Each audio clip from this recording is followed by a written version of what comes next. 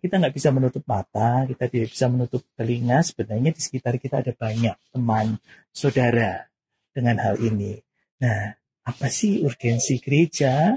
Bagaimana teologi untuk mengangkat mereka, membuat mereka juga setara dalam segala pelayanan gerejawi? Gimana? Sebelum saya menjawab tentang teologi, saya sedikit komentar tentang pertanyaan. Boleh. Karena ini yang juga perlu kita sama-sama sadari. Seringkali kita membuat pemisahan antara kita dengan penyandang disabilitas. Saya dikoreksi mereka. Dan betul. Untuk pertanyaan tadi sih sebetulnya nggak apa-apa, cuma menjadi sebuah isu yang kita perlu sama-sama telah juga bahwa disabilitas itu adalah kita. Sebetulnya itu semua orang berpotensi juga untuk menjadi penyandang disabilitas. Ada orang-orang yang menyandang disabilitas sejak lahir, ada yang karena sakit atau kecelakaan atau karena kondisi tertentu yang memang tidak ada yang menginginkan, tidak ada yang menduga tapi terjadi gitu ya. Sehingga ketika kita berbicara tentang penyandang disabilitas, kita bukan hanya berbicara tentang kelompok tertentu di mana ini kita, itu mereka, dan kita yang harus include mereka dalam kegiatan kita, kan bukan gitu ya, tetapi bagaimana kita sama-sama membuka akses supaya penyandang disabilitas itu menjadi bagian dalam rengkuhan kasih gereja dalam kita yang lebih besar, begitu. Jadi mungkin sahabat-sahabat bisa membayangkan kalau ada penyandang disabilitas di masyarakat sudah merasa begitu banyak kesulitan karena penolakan yang terang-terangan maupun yang tidak terang-terangan, misalnya tidak tersedianya fasilitas tertentu untuk ditempuh gitu.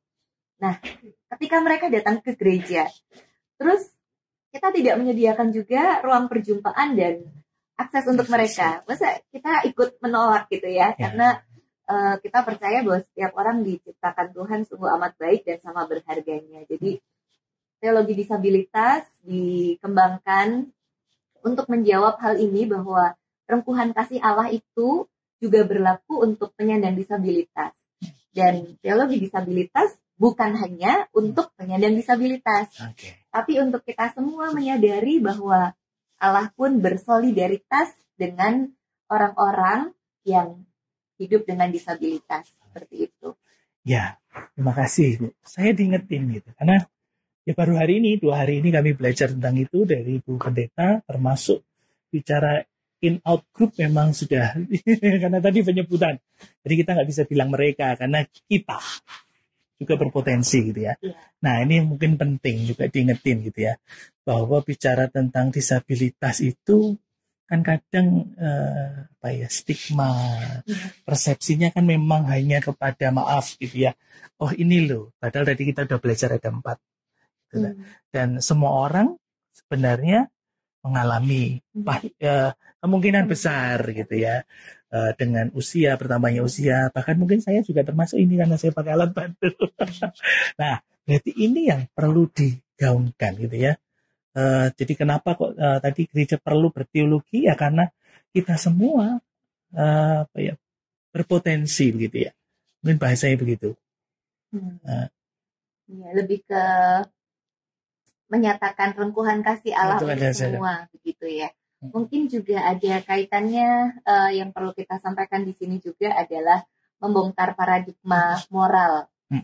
Karena seringkali disabilitas itu dikaitkan dengan dosa seseorang atau hukuman akan kutuk dari kesalahan generasi sebelumnya, misalnya seperti itu. Sehingga kita perlu melihat kembali bagian-bagian Alkitab dengan cara yang baru gitu ya. Itu sebabnya teologi disabilitas menjadi sesuatu yang ditawarkan untuk menjadi seperti mata pisau yang baru untuk membedah perikop-perikop yang mungkin selama ini terkesan mendiskreditkan orang-orang dengan disabilitas gitu. Ya, oke. Berarti memang kita harus mulai dari paradigma. Karena sesederhana yang seperti saya tadi yang saya juga masih belajar, bukan mereka, kita, termasuk juga bagaimana membaca kembali teks-teks Alkitab, firman Tuhan, kasih karunia yang dilimpahkan bagi semua orang tanpa batasan gitu ya. Oke.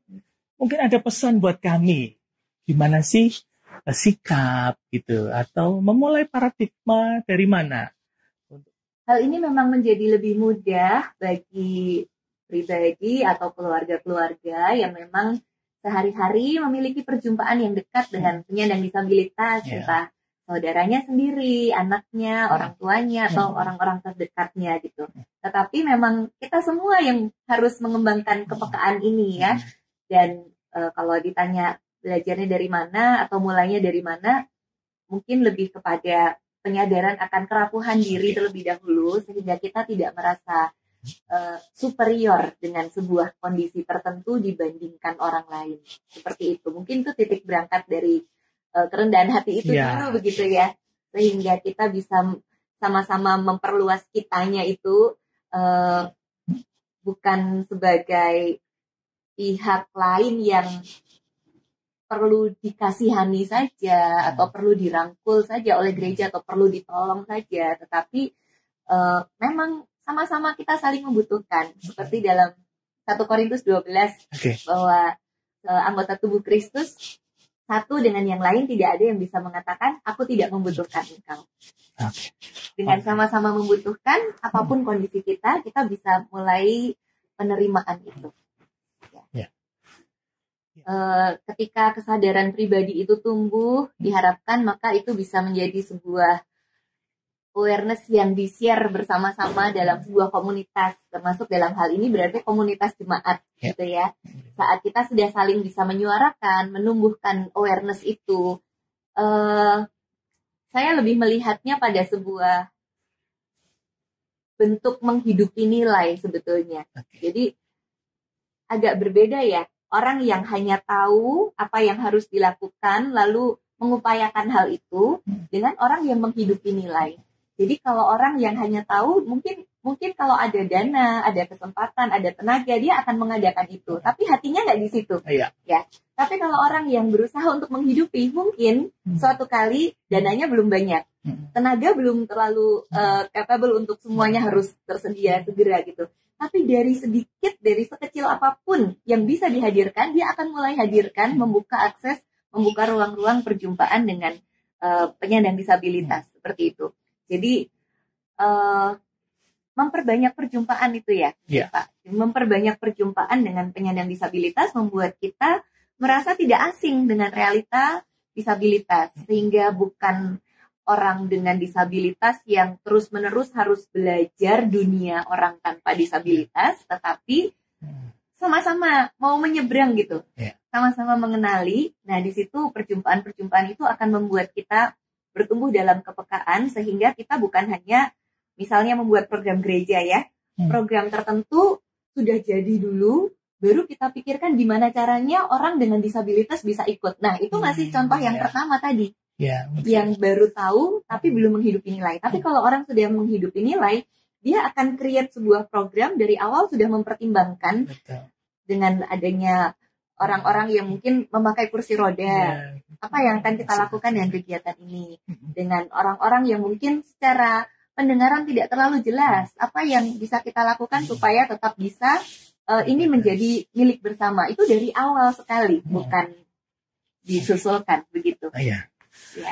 Nah, berarti yang penting adalah bicara tentang nilai.